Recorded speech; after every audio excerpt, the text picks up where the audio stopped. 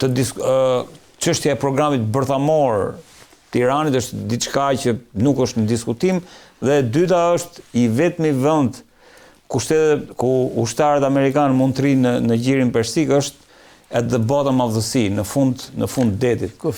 Deklarata e Mustafa Khameneit kishte 5 pika të rëndësishme. E para përcaktonte qartësisht që Amerika thoshte që Amerika ka një humbi turpsisht, pra humbja e Amerikës ishte e turpshme. Pra quante të humbur Amerikën në këtë deri më tashti, po edhe më mbrapa, pra është e humbur në çfarëdo lloj opsione që ata do të marrin përsipër të bëjnë.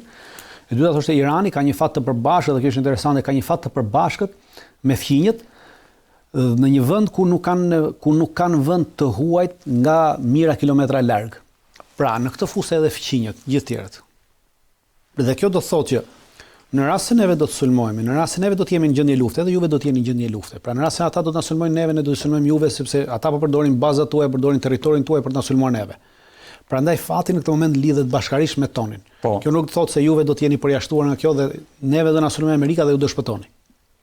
Dhe kjo lidhet me deklaratën e Galibafit para disa ditëve, i cili deklaroi që në rast se do të risulmohet Irani, atëherë ne do të godasim 4 fishin objektivat që ata do të godasin neve. Në gjithë rajonin e gjirit. Pra fati këtu është lidhur përbashkë dhe këtë e përcakton qartësisht edhe Mustafa Khamenei pra në këtë. E treta thot, kjo që po ndodh thot në Iran, në këtë fjalimin, në këtë shkrimin e tij, deklaratën e tij, është një rregull i ri, po rivendoset rregull i ri global. Që do thot, pra një rregull, një rend i ri botror. Pra i flet për rendin e ri botror dhe thot vetëm kaq, pa por i vendoset me këtë që po ndodh në Iran, por i vendoset rregulli i ri botror. Rregulli i ri është momentin që rrugët detare marrin edhe një aktor tjetër, se deri tani garant kanë qenë vetëm Shtetet e Bashkuara të Amerikës. Po, dhe do të lidhim dhe kjo lidhet edhe me telefonatën e Putinit me Pra ky rendi i ri botror do të thotë që kur Putini thot Trumpit që shiko se opsioni toksor ajo ishte shumë e fortë. Do të ishte shumë i rrezikshëm, pra, shumë i papranueshëm dhe i rrezikshëm. Pra kur të thotë i papranueshëm, pra do të thotë që neve nuk do mbesemi jashtë kësaj. Rusia, domethënë nëse do shkojmë në këtë skenar, kjo nuk do të thotë që Rusia do të hyjë me trupa. Po Rusia do të shtojë do të shtojë ndihmën, do të vazhdojë ndihmën ndaj Iranit, sepse deklarata e Putinit thotë që ne mbështesim sovranitetin dhe luftën për sovranitet të Iranit në të gjitha drejtimet. Pra në rast se nesër ti e sulmon me trupa toksore, ti po cënon sovranitetin. Dhe cënimi i këtij sovranitetin ne nuk na lë jashtë. Prandaj edhe kur ky thotë që kemi të bëjmë me vendosjen e një rendi të ri botror, me këtë që po ndodh në Iran, pra kemi po përcakton qartësisht që rendi i ri do të ndarjen e re botrore, që Amerika nuk është më e para në këtë vend dhe s'mund të bëjë si të dojë. Arkitekturën e re dritan se dëgjova Lavrovin dje, i cili tha që mund të kemi, po përgatitemi edhe për një Alaskë të dytë, për një takim të ri, domethënë në kuadër të asaj bisedës që ne shpesh kemi diskutuar në këtë studio, në kuadër të një vendosjes së një arkitekture të re sigurie. Unë besoj që arkitektura e re e sigurisë do vendoset vetëm midis amerikanëve dhe rusëve në Alaskë, pa do të ketë një pjesëmarrje të madhe, po gjithsesi këto janë hapa që shkojnë drejt kësaj pjesëmarrje më të madhe. Normalisht që është detyrueshme një gjë e tillë, pra edhe për amerikanët kërkohet një dalje, pra amerikanët kërkojnë të dalin me një fytyrë nga kjo. Dhe aktualisht rusët po japin mundësinë që amerikanët të dalin me fytyrë, pra pa humbur fytyrën. Dhe kjo telefonatë e Putinit jep mundësi Trumpit që në çdo moment të gjejë opsionin, pra që me ndërhyrjen e Rusisë, Kinës ne vendosëm për paqen globale, të marrim këshillën e këtyre, të pranojmë të ofertën e Rusisë, gjëra të tilla, pra që t'i japim mundësinë e një tërheqje pa poshtërim. Oferta ka lidhje me atë planin me 3 faza, dritan? Oferta ka lidhje me atë planin me 3 faza, por kjo nuk do thotë që ajo është një plan i pa ndryshueshëm. Jo, dakor. Pra, ajo është baza, pastaj pjesa tjetër, pastaj mund të ndërtohet. Pika e 4 e asaj çfarë Mustafa ka shkruar ka të bëjë me ngushticën e Hormuzit, cilën e përcakton qartësisht që kjo ngushticë e Hormuzit, pra është e Iranit, është në ujërat kalimet janë ujërat territoriale të Iranit dhe kemi një deklaratë para 2 ditëve në OKB nga ana e ambasadorit iranian në OKB, i cili përcakton qartësisht që Irani nuk është nënshkrues i traktatit të OKB-s të vitit 1182 për çështjen e ujërave të detare. Pra Irani nuk është nënshkruesi i këtij traktati, i cili përcakton ujërat detare dhe rrugët detare në ujërat që kalojnë, pra rrugët ndërkombëtare që kalojnë në ujërat tetuat detare të zonave të ekonomike, ti do t'i lejosh të kalojnë ato free. Pra ti nuk je nënshkrues. Irani nuk është nënshkrues i kësaj. S'të bën obligativ. Dhe nënshkrues i kësaj nuk e bën obligativ dhe për këtë arsye këta kanë vendosur tashmë që çdo kush që do kalojë në këtë zonë duhet të pagojë. Dhe edhe deklarata e Moshtaba Kamenet, pa pjesë e deklaratës, e cila thotë që ngushtica e Hormuzit na përket neve, pra është në këtë kuadër, pra do thotë që veprimet e tyre janë të përllogaritura, pra çdo lloj deklarate që del nga zyrtarët iranian është e përllogaritur për të dalë në fund të një deklaratë. Tek Hormuzin do ta mbajmë ne, po sikur çka postuar presidenti Trump. Gjiri i Trumpit. Po më mirë, shikoni, unë them presidenti Trump tash po flasim me një person i cili jo, ajo që po them është duket që themra e Akilit është gjiri i Hormuz. Me mentalitetin e një 6 vjeçar është qesharake të merresh me ato që poston Trumpi. Le të shohim në atë kabinet, po bëjmë analizën e kapaciteteve dhe jo me ato çfarë thot Trumpi ose çfarë mendon Trumpi. Deklaratat. Okej. Pra Hormuzi po thua Irani po shkon drejt asaj që nesër për Hormuzin nuk është nënshkrues i traktatit të vitit 1982 të Kombeve të Bashkuara, pra në Kombet e Bashkuara që rrugët e kalimit tregtar në ujërat territoriale dhe në ujërat që konsiderohen që janë zonë ekskluzive ekonomike e vendeve të caktuara, nuk taksohen, pra kanë kalim të lirë. Irani nuk është nënshkrues i kësaj.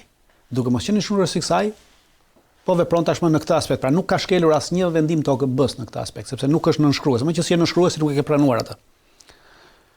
Pra kjo është që ata po kërkojnë gjirin e Hormuzit të marrë. Dhe pesa që thotë përfitimi në ngushtisën e Hormuzit do të jetë i përbashkët për neve dhe për vendet e gjirit. Dhe këtu bëhet llaf kryesisht për Omanin, sepse me Omanin kanë biseduar dhe bisedime që kalimi të bëhet me pagesë dhe kjo pagesë të ndahet midis Iranit dhe Omanit. Po e qartë.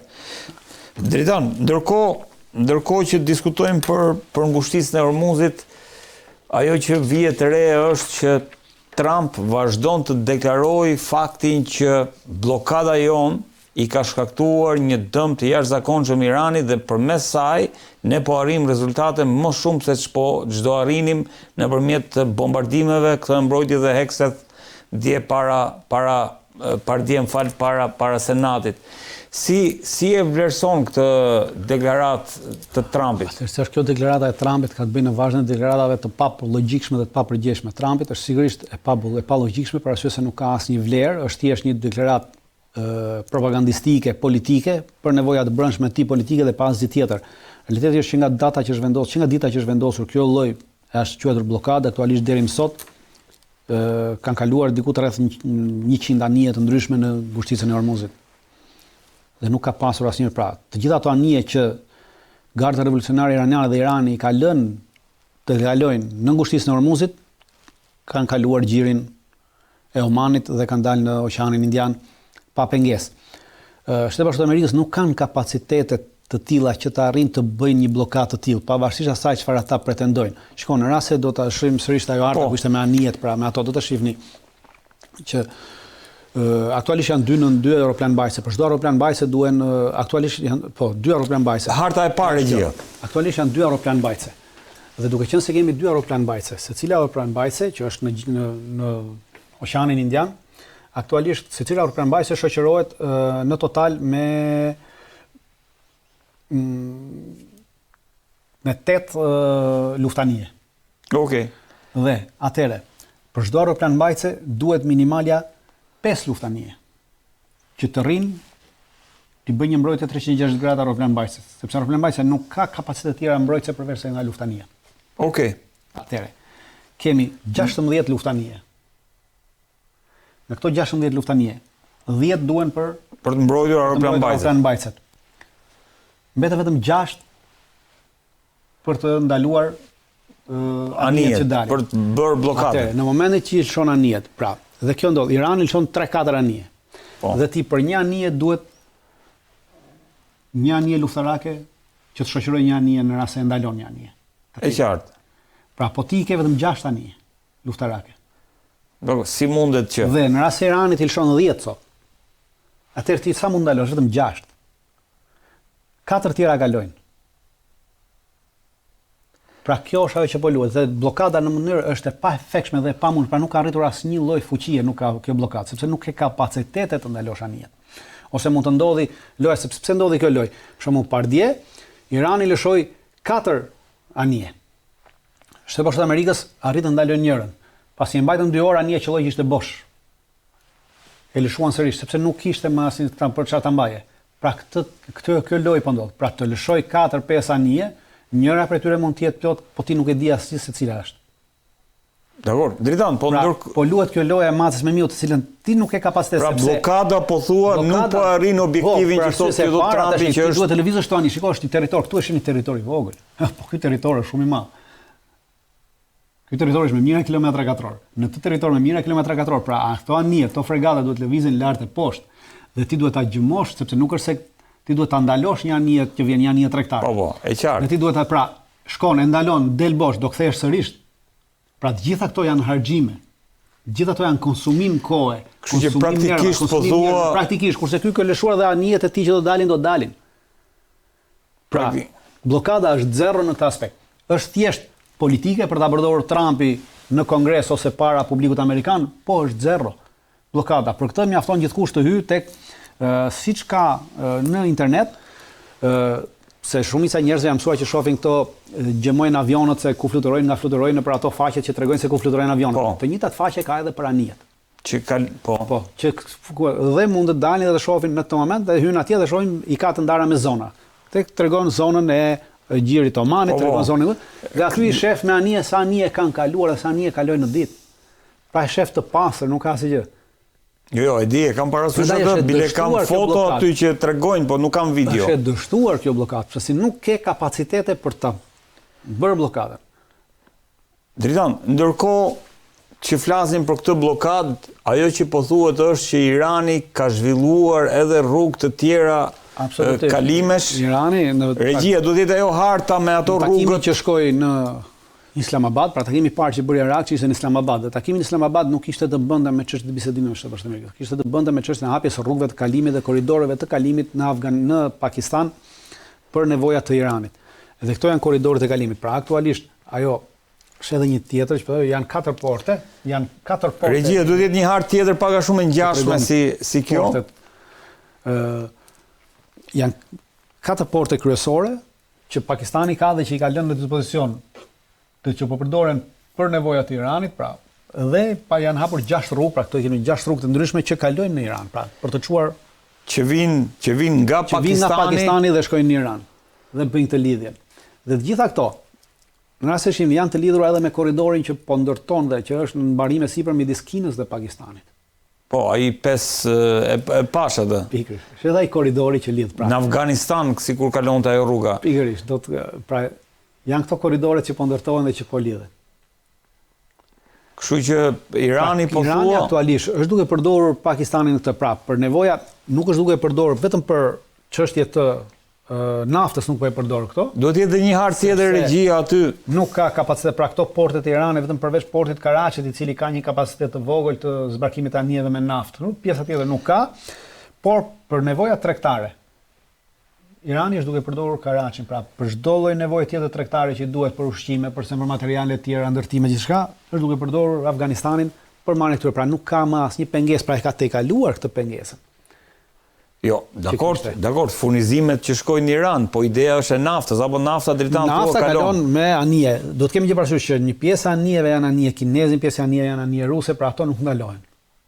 Kështu që vazhdon se vetëm anijet iraniane, po ato anije iraniane të cilat janë në listën e sanksioneve. Do të kemi gjë që edhe Irani ka disa anije që i ka në listën e sanksioneve që janë përcaktuar dhe dihen që janë anije iraniane, po ka ato anije që janë anije që njihet flota hije. Edhe Irani ka këtë flotille të regjistruara në për ishuj të ndryshëm të botës, në për vende të ndryshme të botës.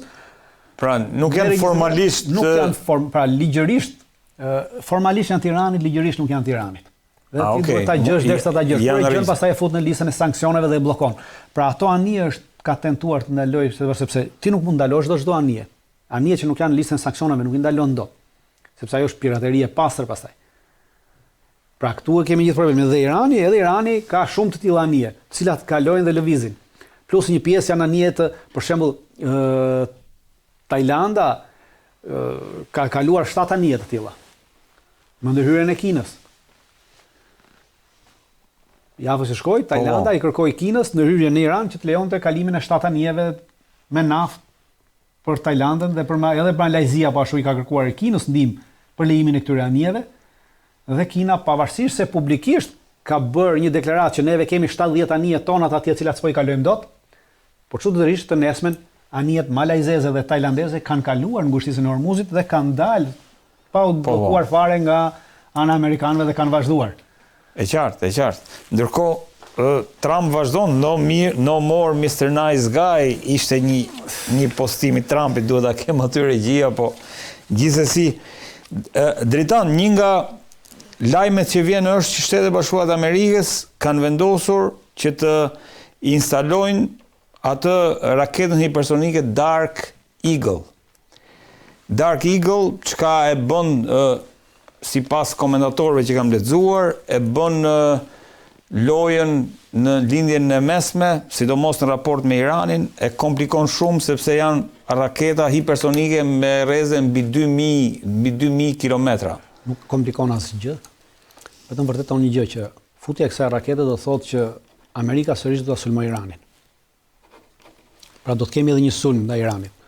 Qoftë ky toksor ose ajror, pa edhe sulmi toksor do të shoqërohet me një sulm ajror, sepse nuk mund të jetë një sulm toksor pa një sulm ajror, sepse çdo lloj sulmi toksor do mbulim nga ajri. Këtë arsye do të ketë. Dhe dislokimi i këtyre raketave do të thotë që kanë foto aty regjia. Patjetër do të kemi një sulm. Vendosja e kësaj nuk ndryshon asgjë, pra ata komentatorë që kanë thënë vazhdojnë atë vazhdën për të krijuar idenë se kemi këto armët e mrekullueshme, të cilat nuk ka armë të mrekullueshme. Dark Eagle, çfarë është Dritan? Nuk ka armë të mrekullueshme që të bëjë ndryshimin. Dark Eagle është një raketë hipersonike, e para raketë hipersonike e llojit të vet që Shtetet Bashkuara të Amerikës po prodhojnë. Po prodhojnë tani? Po prodhojnë tani, është në fazë eksperimentale akoma, pra nuk është se ka kaluar. E ka rrezën diku rreth 3500 kilometra. Një raketë kushton $15 milion, pra vetëm këtë duhet keni. $15 milion. $15 milion. Koka eksplozive e saj nuk mund të mbajë më shumë se 14 kg eksploziv. Pra është një gjë pa 14 kg eksploziv. 14 kg eksploziv. Pra është e pa vlerë në atë aspektin. Që ata pretendojnë që do ndryshojë gjëra me 14 kg eksploziv. Pra në rast se ti hedh një vend parkimi vetëm 2 makina mund të dëmtosh. Pjesët e tjera makinave mund të ciflohen por nuk dëmtohen. Pra janë të përdorur me këtë lloj rakete. Me këtë lloj rakete. Aktualisht Shtetet Bashkuara të Amerikës kanë vetëm 12 copë raketa të tilla. E lexova këtë, po pse 12 ka gjithsej se e lexova, po thash mos ishte kështu. Jo, 12 copë ka tilla, sepse është në fazë eksperimentale, pra nuk është në Ideja ishte që po përpiqet që ti bashkohet. Vjet është përdorur herë të parë, vjet është testuar për herë të parë raketa. Testimet e saj, 3 testimet e saj kanë dalë suksesshme. Në një rrezë është testuar në një rrezë 500 kilometra, pra nuk është testuar më gjatë, kur është testuar vjet, ka dalë suksesshme. Testimi është bërë pa mbushje eksplozive, pasi është testuar raketa. Dhe aktualisht ka 12 copë të tilla, sepse thash është në fazë eksperimentale raketa akoma. 12 copë ku njëra është $15 milion. Ka bërë një marrëveshje me kompaninë e cila i prodhon këto dhe kapacitetet që mund të prodhojë kompania janë 60 copë në vit. Pra kaq ka kapacitetet të prodhojë të tilla raketa. Hipersonike. Pra, dhe edhe në rast se do të kishte 60 raketa të tilla, më thoni, pra i thoni këtyre komentatorëve që kanë thënë, ku është ndryshimi? Pra 60 raketa. Pra nuk po ndryshojnë asgjë. Por pse do po përdoren? Nuk po përdoren për të ndryshuar diçka. Pra nuk është një armë e veçantë që do ndryshojë. Në momentin që s'ke kapacitet, po përdoret për të testuar në kushte lufte. Pra për herë të parë do përdoret. Pikërisht, pra ti e ke testuar në kushte normale se dhe përdor tani në kushte. Po tashmë ti do ta testosh në kushte lufte dhe në kushte lufte ti nuk mundesh të përcaktosh sepse kur e teston në kushtet optimale, do të thonë që ti ke ruajtur ditën pa erë, ti ke ruajtur ditën me pak lagështirë, ditën më të mirë, ditën me diell, ditën më ashtu, pra i ke ruajtur të gjitha parametrat që të dalësh suksesëm. Ndërsa kur do ta përdorosh në luftë, ti nuk i shef dot më parametrat e kohës. Pra parametrat e kohës janë negativ për ty. Sepse atë ditë mund të ketë me erë, atë ditë mund të ketë me bllokim, atë ditë mund të ketë me shi, atë ditë mund të ketë era shumë në mbështetje ku do kalojnë. Pra në të gjitha këto janë negative për ty dhe ti do ta testosh këtë raketë në kushtet reale të luftës. do ta testos, kur e ke testuar ti e ke testuar në aspektin që ke testuar vetëm rrezën e raketës, goditjen e raketës, pra kapacitetin e manovrimit të raketës, sepse raketat hipersonike janë të manovrueshme në këtë aspekt. Ajo më bëri përshtypje që manovrojnë. Tashmë ti do ta shohësh këtë manovrim të saj në kushtet reale të një mbrojtje kundërajrore, sepse ti e ke bërë te jotja. Te jotja edhe kur e ke bërë ti testimin tënd, po e ke bërë vetëm teorikisht, që e ke kapur. Por ama tashmë do të shohësh ky tjetri a arrin ta arzoj, si arrin ta arzoj, arrin ta bllokoj, arrin të ndëroj, do ta bësh testimin me anë të luftës elektronike. Pra, ti ke përdorur edhe ti kur e ke testuar, kur e ka testuar në Amerikë,